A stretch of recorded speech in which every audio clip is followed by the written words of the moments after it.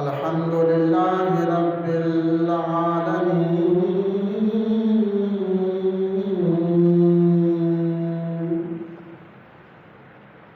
والصلاة والسلام على رسوله الكريم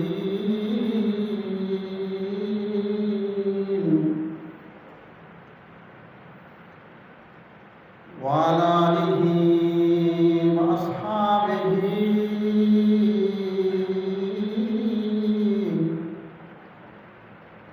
وأهل بيته وأزواجه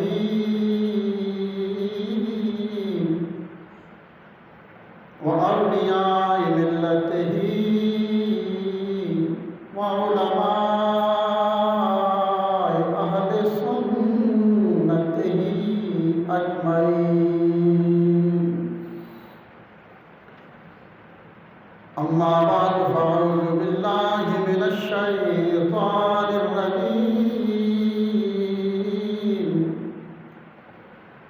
بسم الله الرحمن الرحيم.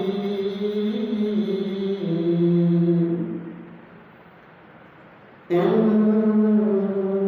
الدين عند الله الإسلام. صدق الله العظيم وصدق رسوله النبي الكريم الأمين. قال الله تبارك وتعالى في شأن محبوبه مخبرا وآمرا: إن الله وملائكته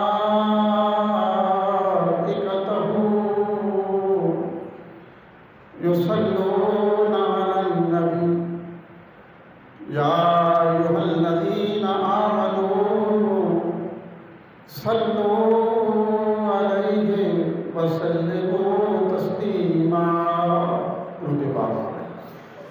الصلاة والسلام عليك يا سيدي يا سيدي يا سيدي يا رسول الله، وعلى آلك وأصحابك يا سيدي يا خاتم النبيين. درود پاک آواز بلند سا مل کے پڑھیں. الصلاة والسلام عليك يا سيدي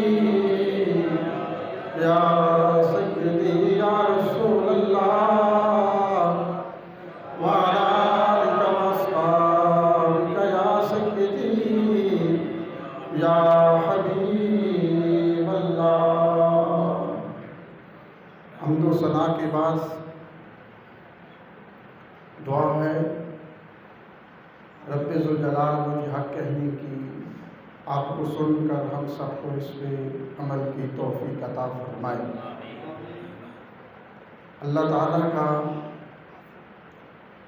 لاکھ لاکھ احسان اور شکر ہے کہ جس نے زندگی میں ایک مرتبہ پھر ماہ رمضان المبارک اہل اسلام کو، اہل ایمان کو عطا فرمایا، اور اس میں بصحت و سلامتی روزے رکھنے کی سعادت نصیب فرمائی. سحریاں، افطاریاں، تلاوت قرآن، صدقات و خیرات، دن کو رزق حلال کمانا، بحالت روزہ، رات کو نکاحت اور کمزوری کے باوجود اللہ کے حضور مسجد میں نماز تراویح میں تلاوت قرآن سننا، پڑھنا. الحمدللہ ماہ رمضان المبارک اپنے اختتام کو پہنچا. جس نے روزے رکھے اس کا بھی مکمل ہوا، جس سے سستی ہوئی، کوتاہی ہوئی، ماہ رمضان شریف کے روزے نہ رکھ سکا، نماز تراویح میں شامل نہ ہو سکا، اس کا بھی ماہ رمضان شریف مکمل ہوا۔ آج الحمدللہ اہل اسلام اللہ کے حضور باخیریت اس ماہ مقدس کے مکمل ہونے پر بصورت عید سجدہ شکر ادا کر رہے ہیں۔ اللہ کریم ہماری اس عبادت کو، سعی کو، کاوش کو، تلاوت قرآن کو، ماہ رمضان کو قبول فرمائے۔ خوشبخت اور بانصیب ہیں آپ حضرات کہ آج کھل کر اللہ کے حضور نماز عید ادا کر رہے ہیں۔ فلسطین، کشمیر، دنیا کے مسلمان آج جو کفار کے دلغے میں ہیں، قید و بند کی صحبتیں برداشت کر رہے ہیں، جو کھل کے نماز عید ادا نہیں کر سکتے، ہم اللہ کے حضور اس عظیم نعمت عظمیٰ پر سجدہ شکر ادا کرتے ہیں۔ آج یہ خوشی کے، مسرت کے لمحات ہیں۔ دعا کریں اللہ کریم ان قبولیت بھرے لمحات، پر مسرت اور روح پرور لمحات کا صدقہ پاکستان، عالم اسلام کو خوشیاں عطا فرمائے۔ اس وقت جو اہل اسلام کی صفوں میں دراریں پڑ چکی ہیں، انتشار کا شکار ہیں، مسلم ممالک میں جہاں خون کی ندیاں بہہ رہی ہیں، انسانیت سوز کھیل کھیلے جا رہے ہیں، مسلمانوں کو چن چن کے مارا جا رہا ہے، ان کی عبادت گاہوں کو اجاڑا جا رہا ہے، ان کی عفت مآب خواتین کی عصمت دری کی جا رہی ہے۔ دعا کریں اللہ کریم اہل اسلام کو اتفاق و اتحاد نصیب فرمائے۔ اللہ کریم عالم اسلام پہ جو ایک سیاہ اور کالی گھٹا چھائی ہے، اللہ کریم اس کو ختم فرمائے۔ آج جمعہ، آج عید المبارک کا یہ عظیم الشان اجتماع ہے۔ مسلمان عیدگاہوں میں، مساجد میں، کھلے میدانوں میں اللہ کے حضور نمازیں عید ادا کر رہے ہیں۔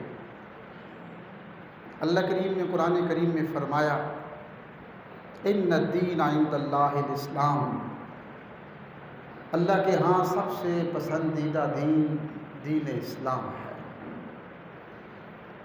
آج انسان کہے کہ میں اپنی عقل، اپنی فہم و فراست کے بل بوتے پہ اسلام قبول کر لیتا، راہ راست کا انتخاب کر لیتا، کامیابی کی منزل کے راستے پہ چل پڑتا، تو یہ ناممکن ہے۔ اللہ کریم کے سارے احسانات میں سے سب سے بڑا احسان یہ ہے کہ اللہ کریم نے ہمیں اسلام قبول کرنے کی سعادت نصیب فرمائی ہے۔ یہ اللہ کریم کا بہت بڑا احسان ہے۔ اسلام کیا ہے؟ حضور نے فرمایا لا رہبانیت فی الاسلام، اسلام میں رہبانیت نہیں ہے۔ اسلام اس چیز کا نام نہیں ہے کہ تم یہودیوں کی طرح دنیا کی لذتوں میں کھو جاؤ، عیش و عشرت میں کھو جاؤ، دنیا کی رنگینیوں میں کھو جاؤ، خدا کو بھلا دو، اپنا مقصد حیات بھول جاؤ، رسول کو بھلا دو، اپنے دین اور مذہب کے احکامات پر سے پشت ڈال دو۔ اس چیز کا نام اسلام نہیں ہے۔ اور نہ ہی فرمایا کہ لا رہبانیت فی الاسلام، اسلام اس چیز کا نام ہے کہ تم عیسائیوں کی طرح جنگلوں میں چلے جاؤ، خلوت نشین ہو جاؤ، غاروں میں چلے جاؤ، دنیا سے لا تعلق ہو جاؤ، لمبے لمبے بال رکھ لو، دنیا سے کنارہ کش ہو جاؤ۔ اسلام ایسی تمام باتوں کی نفی کرتا ہے۔ لا رہبانیت فی الاسلام، حضور نے فرمایا اسلام یہ ہے میری زندگی تمہارے سامنے ہے، تم پر معاشرے کا حق ہے، تم پر ماں کا حق ہے، تم پر باپ کا حق ہے، تم پر بہن اور بھائی کا حق ہے، تم پر اپنی بیویوں کا حق ہے، تم پر ہمسائے کا حق ہے، تم پر مسجد اور قرآن کا حق ہے۔ حضور نے فرمایا کہ یہ سارے حقوق ادا کرنے کا نام اسلام ہے، یہ اسلام ہے۔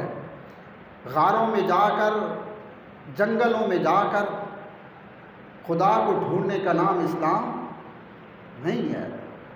حضور نے فرمایا میری زندگی تمہارے سامنے ہے، میری بیویاں بھی تھیں، میری اولاد بھی تھی، میری مصروفیات بھی تھی، میرے سفر بھی تھے، حضر بھی تھے، مسجد بھی تھی، میدان جنگ بھی تھی، سب کچھ تھا۔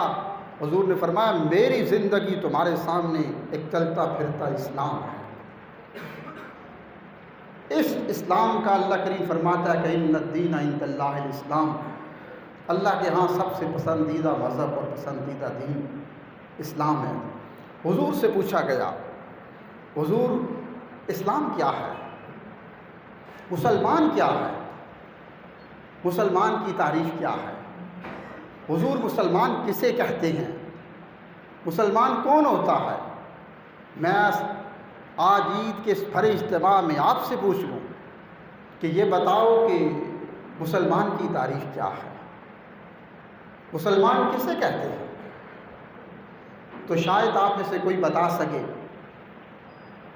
یہی جواب ہوگا جو نمازیں پڑھے، جو کلمہ پڑھ لے، جو خدا کو مان لے، جو رسول کو مان لے، جو دین کے احکامات پہ عمل پیرا ہو جائے، جو تلاوت قرآن کرے، جو حج اور زکوٰۃ کرے، جو کثرت کے ساتھ اعمال صالحہ کرے، اسے مسلمان کہتے ہیں۔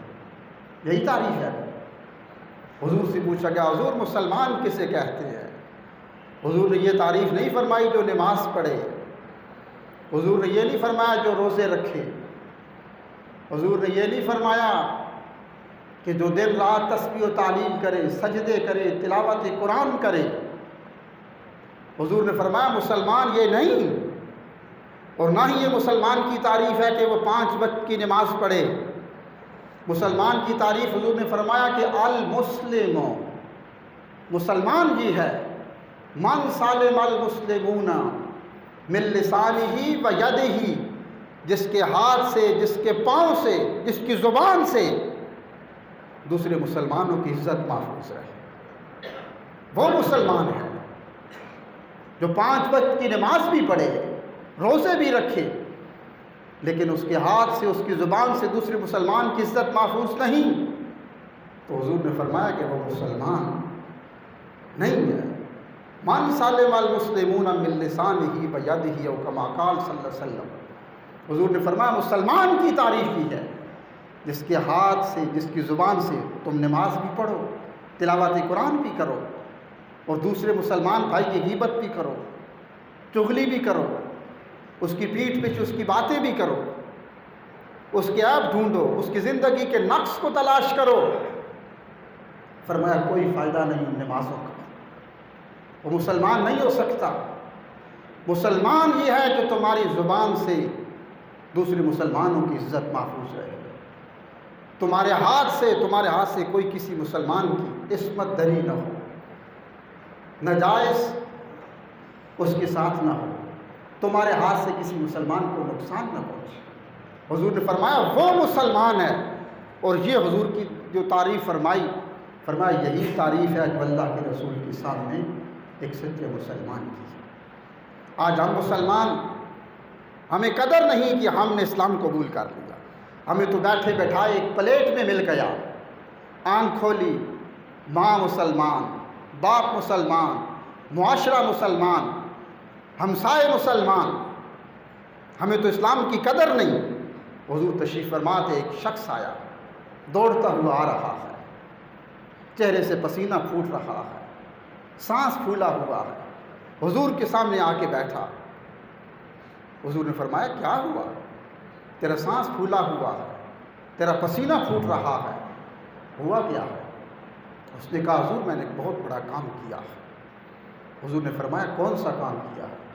پھر کہتا ہے حضور میں نے ایک بہت بڑا کام کیا ہے، میرا دل اس پہ خوش ہے، بتائیے میرا رب مجھے اس کا اجر دے گا؟ حضور نے فرمایا تو نے کیا کیا ہے؟ کون سا ایسا کام ہے کہ تیرا سانس پھول رہا ہے، تیرے چہرے سے پسینہ پھوٹ رہا ہے؟ تو نے ایسا کون سا عمل کر دیا؟ اس نے کہا حضور میرے پاس 100 اونٹ تھے، سامان تجارت سے لدے ہوئے تھے، 100 اونٹ ایک لائن میں کھڑے تھے. کسی نے کہا خدا سے بڑی محبت کرتے ہو، نام خدا پہ دیتے ہو. حضور میں نے وہ 100 اونٹ جو سامان تجارت سے لدے ہوئے تھے، نام خدا پہ ان 100 اونٹوں کی رسی اس کو پکڑا دی. حضور کی عمل کیا ہے، اللہ کے نام پہ 100 اونٹ صدقہ کر دیے. بتائیے میرا رب مجھے اس کا اجر دے گا؟ حضور نے اپنے ماتھے پہ پیشانی پہ ہاتھ رکھا، فرمایا کہ تو آیا تو ایسے ہے، تیرے چہرے سے پسینہ پھوٹ رہا تھا، سانس پھولا ہوا تھا، تو آیا اور تو نے کہا میں نے کام کیا. میں نے سمجھا کہ شاید تو نے کسی کو مسلمان کر دیا اور تو اس عمل پہ خوش ہوتا ہے جو تو نے کیا کہ میں نے 100 اونٹ اللہ کی راہ میں دے دیے. میں نے سمجھا شاید تو نے کسی کو کلمہ پڑھا دیا، کسی کو مسلمان کر دیا. فرمایا کہ اللہ کے ہاں سب سے بڑی نعمت اور سب سے بڑا کرم اور احسان جو تجھ پہ ہوا ہے وہ یہ ہے کہ اللہ نے تجھے کلمہ پڑھنے کی توفیق عطا کی. سب سے بڑا کرم یہ ہوا. آج کیا ہوا؟ آج مسلمان ہیں، نام کے مسلمان ہم رہ گئے. نام کیا ہے؟ ہمارے اعمال مسلمانوں جیسے نہیں، نام کے مسلمان ہیں. ہم نے جو پیغام تھا اسلام کو اس کو بھلا دیا، جو سبق تھا اسلام کو اس کو بھلا دیا. اپنا مقام کھو بیٹھے، اپنا آپ بھول گئے. ہماری صفوں میں دراڑیں آ گئی، انتشار پیدا ہو گیا. آج اتنا بڑا عالم اسلام اور اتنا چھوٹا سا اسرائیل ملک ایک ذرے کے برابر پورے عالم اسلام اہل اسلام کو ناکوں چنے چبا رہا ہے. مسلمانوں کے پاس سب کچھ ہے، کیا نہیں؟ صرف ایمان کی دولت نہیں ہے. نام کے مسلمان رہ گئے، اپنا مقام کھو بیٹھے. ہماری صفوں میں دراڑیں آ چکی ہیں، مسلمان ایک دوسرے کے ساتھ دست و گریبان ہو گیا. آج دشمن ہم پہ حاوی ہے. دشمن یہود و نصارہ کا، یہودی لابی کا پنجہ عالم اسلام میں اس حد تک مضبوط ہو چکا ہے وہ کچا چبا جانا چاہتا ہے. آج تم دیکھتے ہو فلسطین کے اندر مسلمان نماز پڑھ رہے تھے، خون میں نہلا دیا گیا، گولیوں سے بھون دیا گیا. کوئی 10 سے بس ہوا؟ میڈیا پہ ہے اس کو اتنا شیئر کرو، اتنا شیئر کرو کہ یہود و نصارہ بھاگ جائیں. ایسے کوئی نہیں بھاگتا، ایسے تو تم بھی نہیں بھاگتے. ضمیر مردہ ہو گئے، سو گئے. اللہ فرماتا ہے آج بھی اپنا سبق یاد کر لیں، اسلام کے پیغام کو یاد کر لیں، اپنے مقام کو سمجھ لیں تو وہ وقت دور نہیں جب ساری دنیا تیرے قدموں میں پڑی ہوگی. وہ کون تھے؟ حضرت بلال تھے. غلام ہیں، جانوروں کی طرح ان پہ بوجھ رکھا جاتا ہے، جانوروں کی طرح ان پہ بولی دی جاتی ہے. حبش کی منڈی میں آئے، بکتے بکتے مکے کی منڈی میں جا پہنچے. امیہ بن خلف مکے کے کافر نے خرید لیا. امیہ بن خلف ان پہ ظلم کرتا ہے، حضرت بلال پہ ظلم کرتا ہے. جانوروں کی طرح ان پہ بوجھ رکھتا. حضرت بلال ہیں، ان کا کوئی رنگ تھا، روپ تھا، مال و دولت تھا، دنیا تھی، سٹیٹس تھا، شہرت تھی، کچھ نہیں. چھوٹی آنکھیں، چپٹی ناک، موٹے ہونٹ، سیاہ رنگت تھی. بس مکے کے گلی سے گزرتے ہیں کہ محمد عربی پہ نظر پڑ جاتی ہے. پھر ایسے حضور کے ہو گئے، حضور کی غلامی میں آئے تو پھر غلامی کا حق ادا کر دیا. امیہ بن خلف نے کہا بلال حضور کا کلمہ چھوڑ دو. فرمایا امیہ بن خلف یہ نہیں ہو سکتا. امیہ بن خلف نے گلے میں رسی ڈال کر مکے کے اوباشوں سے کہا کہ ان کو مکے کے گلیوں میں گھسیٹو. حضرت بلال کہتے ہیں حضرت بلال کا جب سر مکے کے نکیلوں پتھروں سے ٹکراتا خون کے فوارے چھوٹتے تھے. حضرت بلال مسکرا کر کہتے اللہ احد، مالک تو ایک ہے، تو وحدہ لا شریک ہے، تو ایک ہے. حضرت بلال کہتے ہیں جب ان پر اس تپتے ہوئی صحرا پر ان کی چھاتی پر پتھر رکھے جاتے، لوہے کی سلاخیں ان کے جسم سے پار لگائی جاتی، پھر حضرت بلال کہتے ہیں امیہ بن خلف جان جا سکتی ہے، محمد عربی کا کلمہ نہیں جا سکتا. بلال نے پھر اس اسلام کے پیغام کو یاد کیا. حضور نے فرمایا بلال اذان پڑھا کر. بلال اذان پڑھتے ہیں، اسلام کو ترقی مل گئی. مسجد نبوی شریف ہے، عشاء کی نماز ہوتی ہے. ایک صحابی رسول کھڑے ہو گئے، ایک کونے پہ کھڑے ہوئے، کہا حضور اسلام کو ترقی مل چکی ہے. تم جانتے ہو بلال کی زبان میں لکنا تھا، شین کی بجائے سین نکلتا ہے، اشہد ان کی بجائے اشہد ان کہتے ہیں. حضور وفد باہر سے آتے ہیں، بڑے بڑے لوگ آ رہے ہیں، بلال کی زبان سے اذان سنتے ہیں، مزاح کرتے ہیں. حضور اب تو اچھی اچھی آواز کے لوگ آ گئے، کسی اور کو کہہ دیں. حضور نے فرمایا میں نہیں کہوں گا، تم کہہ دو. ایک صحابی کو کہا گیا، صحابہ اکرام نے لوگوں نے کہا تیری آواز اچھی ہے، کل فجر کی اذان تم پڑھو گے. حضرت بلال جو حضور کے سامنے بیٹھے، حضور سے سلام لیتے، دست بوسی کرتے، حضور کے پیچھے چلتے، جوتے اٹھاتے، پھر جاتے. آج جب ایک شخص کی اذان کی ڈیوٹی لگی، فجر کی اذان تم نے پڑھی ہے، بلال کی جھکی ہوئی آنکھیں اٹھی، حضور کے چہرے بدوحا پہ جا پڑی. حضور نے دیکھا، حضور کی آنکھوں میں آنسو، نگاہیں جھکا لی. حضرت بلال نے آج حضور سے سلام نہیں کیا، جوتے نہیں اٹھائے، دست بوسی نہیں کی، منہ چھپا کے سب سے پہلے نکل گئے.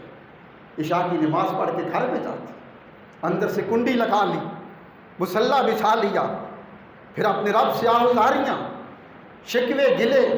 اتنی محبت تھی مالک، بس اتنی بلال سے محبت تھی. کیا وہی بلال نہیں جس کا سر نکیلے پتھروں سے ٹکراتا تھا، خون کے فوارے چھوٹتے تھے، لیکن بلال کے قدموں میں کبھی بھی لغزش نہیں آئی، اس کے قدم کبھی بھی ڈگمگائی نہیں. کون سا ظلم تھا اللہ جو تیرے بلال نے اپنی چھاتی پہ برداشت نہیں کیا. آج تیرے دین کو ترقی مل گئی، آج اچھی آواز والے آ گئے، بلال کی اذان پہ پابندی لگ گئی، بلال تم اذان نہیں پڑھ سکتے. مالک اتنی محبت تھی بلال سے، بس اتنا ہی پیار تھا، بس اتنی وفا تھی کہ اچھے آواز کے لوگ مل گئے.